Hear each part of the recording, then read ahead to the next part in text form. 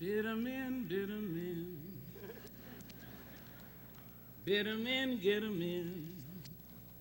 Look where he brought me from. Bitter men, get 'em in, bitter men. The sun is hot and mighty bright. Let's get down to business, get home tonight. Bitter men. Bitter men, bitter men, bitter men. Auctioning slaves is a real high art. Bring that young gal out here, Roy. She's good for a start. And bitter men, get 'em in, bitter men. Now here's a real good buy at about 15. Her great-grandmammy was a die-homey queen. Look at her, she sure ain't homely. Like Sheba in the Bible, she's black but comely. Bitter men, get 'em in, bitter men. Look where he brought us from. Oh. Hey, hey, hey. I'm gonna start at 3. Can I hear 3? Step up, gents. Take a good look, see. I know you'll want her once you see her. She's young and ripe and make a damn good breeder. Bitter men, get 'em in, bitter men. Look where he brought us. She's good in the field. She can sew and cook. Strip her down, Roy. Let the gentleman look. She's full up front. She's ample behind. Examine her teeth if you got a mind. Look, look. Here's a bid of 3 from a man who's thrifty. $3.25, can I hear $3.50? Your money ain't earning you much in the banks. Turn around, Roy, let him look at a flank. Bid 'em in, get 'em in, bid 'em in. Look, look. $3.50 is the bid, I'm looking for 4. I hear 4, 400, she's a bargain show. 4 is the bid, 455. Now look alive. Bid 'em in, get 'em in, bid 'em in. Don't mind the tears. That's one of her tricks. Turn around, boy. Can I please hear 6? She's healthy and strong. She's well equipped. Make a good lady's maid when she's properly whipped. Bid 'em in, get 'em in, bid 'em in. At 7, I'm gonna let her go.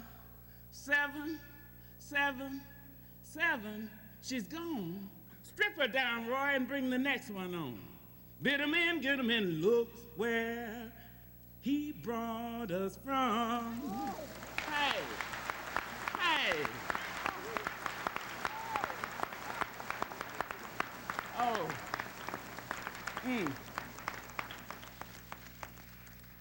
Miss Rosie, when I see you, you brown bag of a woman, wrapped up in your mind like last week's grocery list. I say, Miss Rosie, when I see you, sitting in your old man's shoes with the big toe cut out. When I see you, Miss Rosie, who used to be the prettiest gal in Georgia, used to be called Georgia Rose. I say, when I see you, Miss Rosie, I stand up. Because through your life and even your destruction, it is given to me to stand up. Ladies, sisters, my daughters, I'm delighted to be here. Delighted. I was so pleased when I spoke to the choir mistress, and she said, yes, she would sing this song. They would try to find it. And my Lord, did they sing it. My Lord. Mm-hmm. And when your president called me and said, girlfriend, I said, how high do you want me to jump, Janetta? Just tell me how high and when. Because I belong to you. You are mine. You are absolutely mine. I have given birth to each one of you because I have dreamed you. I have loved you.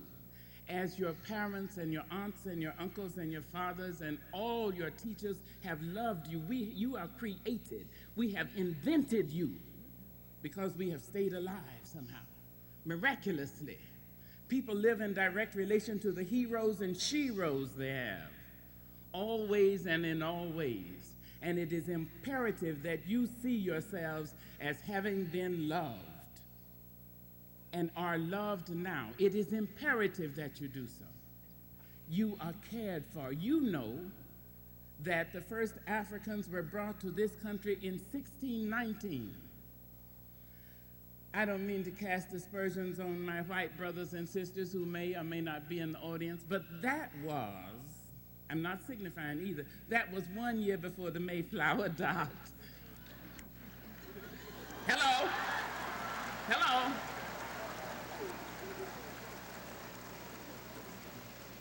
We have undergone experiences too bizarre to be included in Mr. Alex Haley's phenomenon, the book Roots, or in the television phenomenon Roots. And yet here we are. Did you know that in 1870 and 80, there were statements made in Southern legislatures that by 1920, all blacks would be dead or gone? Here we are, upwards of 40 million, and that's a conservative estimate, because I know people who swear there are more than 40 million black people in the Baptist church. Hey, that's it. That's right. They're not even counting backsliders, AME, CME,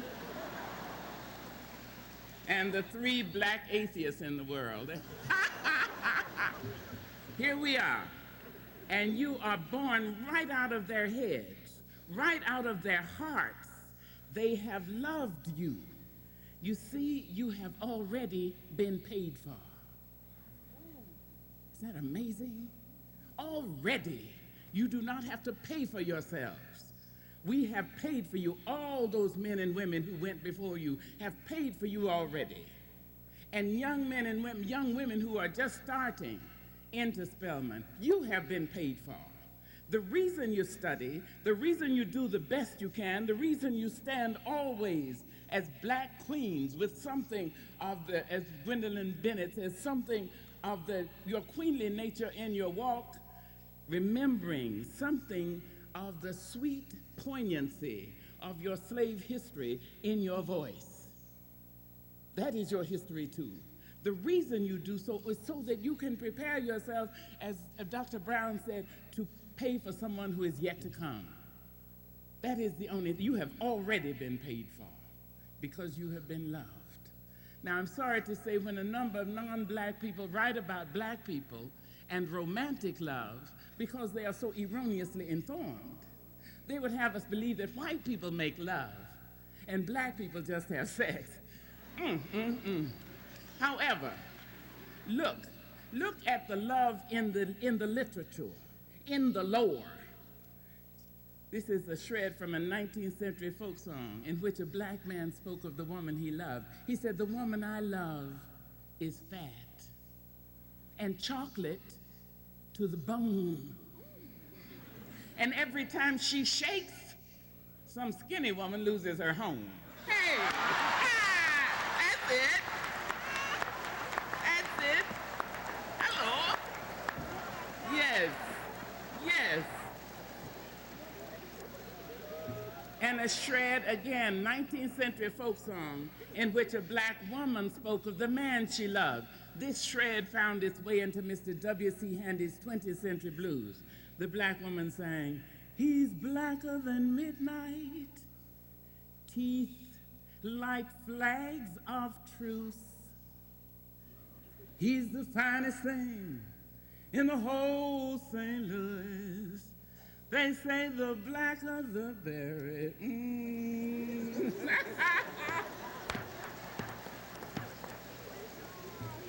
Sweeter is the juice. That's romantic love.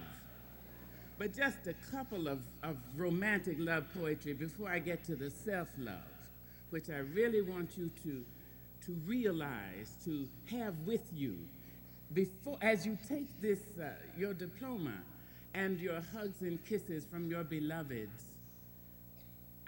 Have this too. But before I go to self-love, listen. Here's a romantic love poem of my favorite poet. Of course, I'm fickle, so she's my favorite right now. In another 10 minutes, I'll have somebody else. Miss Georgia Douglas Johnson, 19th century black lady poet. She wrote, "I want to die while you love me, while yet you hold me fair, while laughter lies upon my lips and lights are in my hair, yes. I want to die while you love me. Who would care to live till love had nothing more to ask and nothing more to give? No, I want to die while you love me and bear to that still bed your kisses, turbulent, unspent, to warm me while I'm dead. Now that's lyrical poetry, ladies. That's the poetry that is in your hearts, and that's the lyricism which is in your speech. It is all yours. You have earned it. But before that, you had it before you earned it, because it is your inheritance. Now, you know, I believe that self-love is very important. If you read my work, you know I'm always talking about loving oneself. I never trust anybody who tells me he or she loves me if the person doesn't love herself or himself. There's an African saying which is, be careful when a naked person offers you a shirt. I mean, if he had something, he'd cover himself first, right? So I like to look at self-love. It is very important that it comes from within, that you have a sense of yourself, so that when you walk into an office, you don't go alone. Bring your people with you. Bring everybody who has loved you with you. Say, Grandma, come on, let's go. Great-grandpa, you've been dead all this time. Come on, let's go. I have to go in here and have an interview. Come on, Auntie. Come on, my friends. Come, let's go. And when you walk in, people don't know what it is about you. They can't take their eyes off you. You may not be cute in the given sense. You may not be fashion model size in that particular sense. You may not be any of those things, but they can't take their eyes off you. And they say of you, in this incredible way, which I don't understand, they say, I don't know, but she has charisma. No, what you have is all those people around you. So think of that. Anytime you have anything to do, bring everybody with you that you can remember who has loved you. And then you have that sense of having been paid for. And when you walk in, people will say, now, I think you're overqualified. Yes, you will have that, but you'd have that anyway, I'm sorry to say. So let us look at self-love. I wrote a little poem for a woman who works in a factory. And on the face of it, you wouldn't think she had much going for her. But the poem is called Weak in Glory. She said, some dicty folks don't know the facts, posing and preening and putting on acts, stretching their necks and straining their backs. They move into condos up over the ranks. They lend their souls to the local banks. They buy big cars they can't afford, then ride around town acting bored. My job at the plant ain't the biggest bet, but I pay my bills and stay out of debt. I get my hair done for my own self's sake, so I don't have to pick and I don't have to rake. I take the church money out and then I head across town to my friend girl's house where we plan our round. We meet our men and go to a joint where the music is blues and to the point.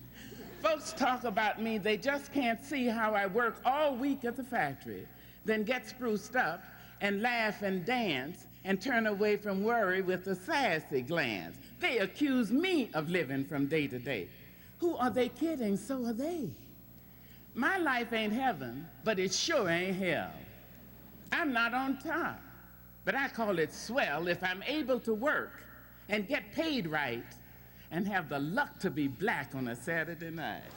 Hey, that's it. That's it.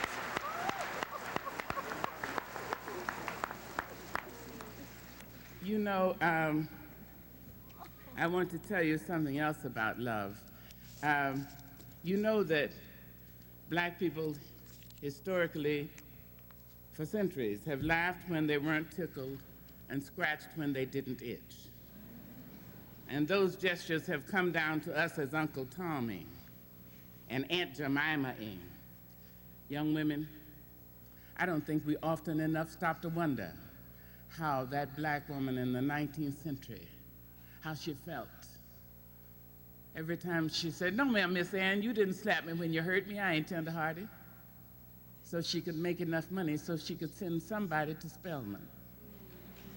Or that black man who said, "No, sir, you ain't wrong. I sure must be stupid." So he could make enough money so he could send somebody to Morehouse, or Morris Brown, or Shaw, or Tuskegee, or Hampton Institute at the time, or Fisk.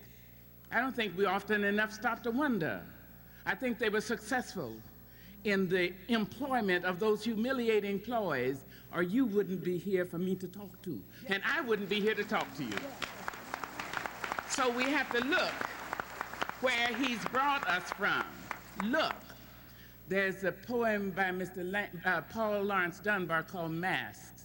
I use it with a poem of my own, which I wrote for a black woman who's a maid in New York City, and a poem for old men it's a triptych. Now, this woman used to ride on the bus, and if somebody missed the bus, she'd laugh. If someone caught the bus, she'd laugh. She laughed until I looked at her and I thought, you know, if you don't know black features, you really would think she's laughing. She wasn't laughing. She was simply extending her lips and making a sound. So I wrote a poem for her. Ladies, this is love, howbeit brooding, howbeit painful. When I think about myself, I almost laugh myself to death. My life has been one great big joke, a dance that's walked, a song was spoke. I laugh so hard, I nearly choke when I think about myself. 70 years in these folks' world, the child I works for calls me girl. And I say, "Yes, ma'am," for working's sake. I'm too proud to bend, too poor to break. So I laugh until my stomach aches when I think about myself. And my folks can make me split my side. I laughed so hard I nearly died. The tales they tell sound just like lying. They grow the fruit, but eat the rind. I laugh until I start to cry when I think about myself and my folks and the little children. But then we wear the mask that grins and lies. It shades our cheeks and hides our eyes. This debt we pay to human guile. With torn and bleeding hearts, we smile and mouth myriad subtleties. Why should the world be overwise in counting all our tears and sighs? Nay, let them only see us while we wear the mask. We smile, but oh my God, our tears to thee from tortured souls arise. And we sing, but oh, the clay is vile beneath our feet, and long the mile. But let the world think otherwise. We wear the mask. Look where we've all come from. You see? Now, I know the thing most wanted in the world is a brief but pithy commencement speech. This is your day. But this last poem is for all our grandmothers, all of them, the great-grandmothers, the great-greats, and great-great-greats.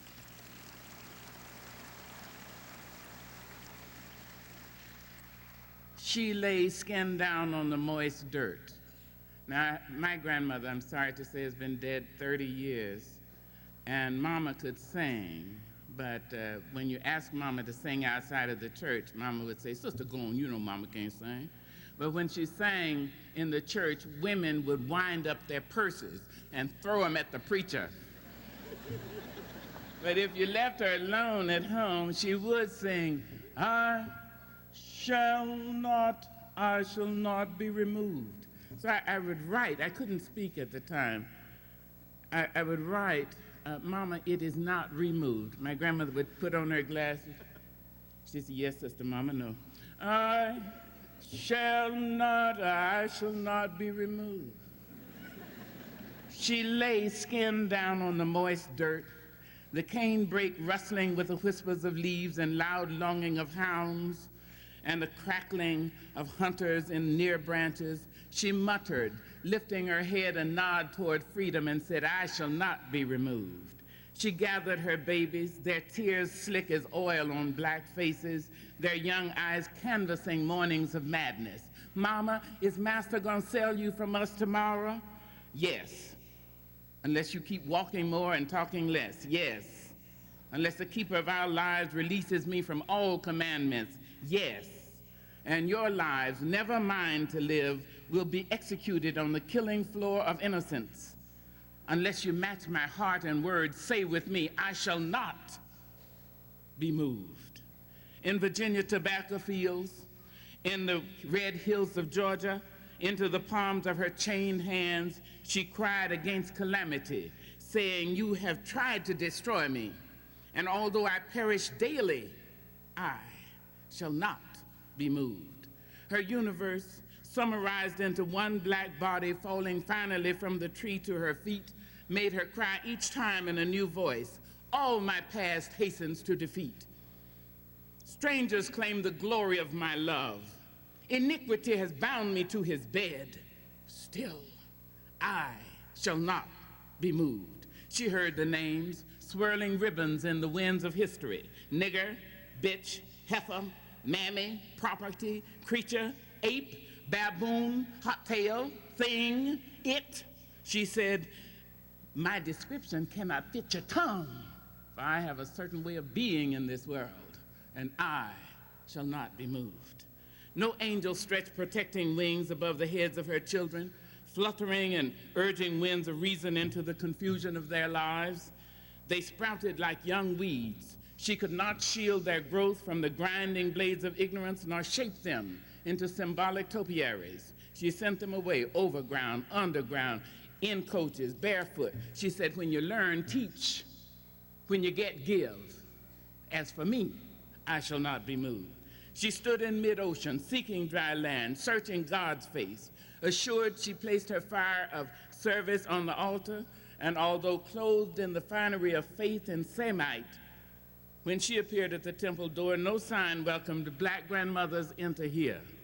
Into the crashing sound, into the wickedness. She said, no one, nor no 1 million ones dare to deny me God. I enter as 1 and 1,000. The divine upon my right impels me to pull forever at the latch of freedom's gate. These mama and grandmama and great-grandmama faces, lemon yellow, plum purple, honey brown, have grimaced and twisted down pyramids of years. She stands today before the abortion clinic, confounded by lack of choice, in the welfare line, reduced to the pity of handouts, ordained in the pulpit, shielded by the mysteries, in operating rooms, husbanding life, in the choir loft, holding God in her throat, on lonely street corners, hawking her body, in classrooms, loving children to understanding. Centered on the world stage, she sings to her loves and beloveds, to her foes and detractors, however I am perceived or deceived, however my ignorance or conceits. Lay aside your fears that I will be undone, for I shall not be moved. Look where we've all come from. Thank you.